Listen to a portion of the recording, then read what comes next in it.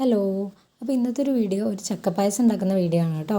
അപ്പോൾ നമ്മൾ ചക്ക വരട്ടിയത് ഉണ്ടാക്കി വെക്കുന്ന വീഡിയോ നമ്മൾ മുന്നേ ഇട്ടിട്ടുണ്ടായിരുന്നു. അപ്പോൾ അങ്ങനെ ചക്ക വരട്ടി സൂക്ഷിച്ചിട്ടുള്ളത് നമുക്ക് പായസമാക്കി മാറ്റാം. അതേപോലെ അടയൊക്കെ ഉണ്ടാക്കാം കേട്ടോ. നമ്മളിന്നിവിടെ പായസമാണ് ഉണ്ടാക്കുന്നത്. അതിലേക്ക് ശർക്കര തിളപ്പിച്ച് ആവശ്യത്തിന് മധുരം ആവശ്യമായിട്ടുള്ള ശർക്കര തിളപ്പിച്ച് ഇങ്ങനെ അതിങ്ങനെ ഒന്ന് ജസ്റ്റ് അടുപ്പത്ത് വെച്ച് തിളപ്പിച്ചെടുക്കണം. എന്നിട്ട് അതിലേക്ക് നമുക്ക് തേങ്ങ ചെറിയിട്ട് അതിൻ്റെ പാലാണ് എടുക്കേണ്ടത്. ഫസ്റ്റ് പാലിന് ഇവർ തമ്പാൽ എന്നാട്ടോ പറയണത്.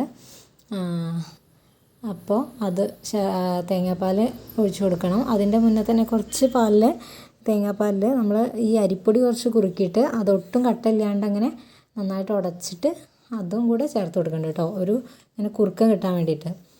പിന്നെ നമുക്ക് തേങ്ങാപ്പാൽ നമ്മൾ പാരുമ്പോൾ തീ നന്നായിട്ട് കത്തിക്കൊണ്ടിരിക്കാൻ പറ്റില്ല. അല്ലെങ്കിൽ അടുപ്പത്തുനിന്ന് വാങ്ങി വെച്ചിട്ടോ അല്ലെങ്കിൽ തീ നന്നായി കുറച്ചിട്ടോ ഇതാക്കാം. അല്ലെങ്കിൽ അത് ഒരു ഇങ്ങനെ പിരിയുന്ന പോലെ ആ ഒരു രീതിയിലേക്ക് എത്തുന്നതാണ് പറയുന്നത്. അപ്പോൾ ഇത്രയേ ഉള്ളൂ.